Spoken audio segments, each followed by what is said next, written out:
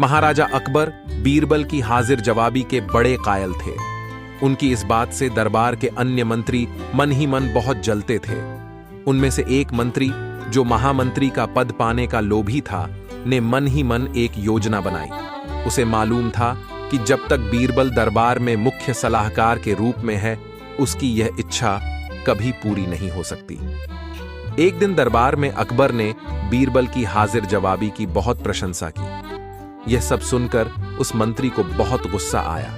उसने महाराज से कहा कि यदि बीरबल मेरे 3 सवालों का उत्तर सही सही दे देता है तो मैं उसकी बुद्धिमत्ता को स्वीकार कर लूंगा, और यदि नहीं तो इससे यह सिद्ध होता है कि वह महाराज का चापलूस है।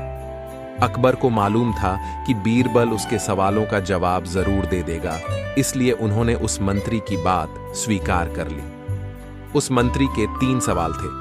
आकाश में कितने तारे हैं? धरती का केंद्र कहाँ है? सारे संसार में कितने स्त्री और कितने पुरुष हैं? अकबर ने फौरन बीरबल से इन सवालों के जवाब देने के लिए कहा और शर्त रखी कि यदि वह इनका उत्तर नहीं जानता है तो मुख्य सलाहकार का पद छोड़ने के लिए तैयार रहे। बीरबल ने कहा, तो सुनिए महाराज।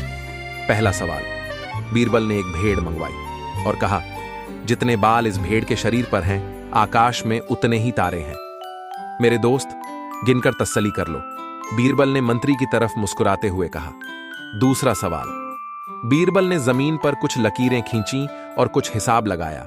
फिर एक लोहे की छड़ मंगवाई गई और उसे एक जगह गाड़ दिया, और बीरबल ने महाराज से कहा, महाराज, बिल्कुल इसी जगह धरती का केंद्र है, चाहे तो आप स्वयं जांच लें। महाराज बोले, ठीक है, अब तीसरे सवाल के बारे में कहो। अब महाराज, तीसरे सवाल का जवाब बड़ा मुश्किल है, क्योंकि इस दुनिया में कुछ लोग ऐसे हैं जो ना तो स्त्री की श्रेणी में आते हैं और ना ही पुरुषों की श्रेणी।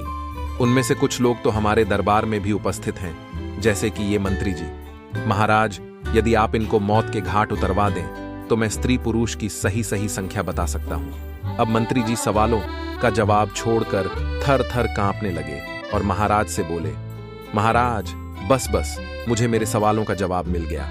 मैं बीरबल की बुद्धिमानी को मान गया हूं। महाराज हमेशा की तरह बीरबल की तरफ पीठ करके हंसने लगे। दोस्तों, कैसी लगी ये कहानियां हमें कमेंट करके जरूर बताएं।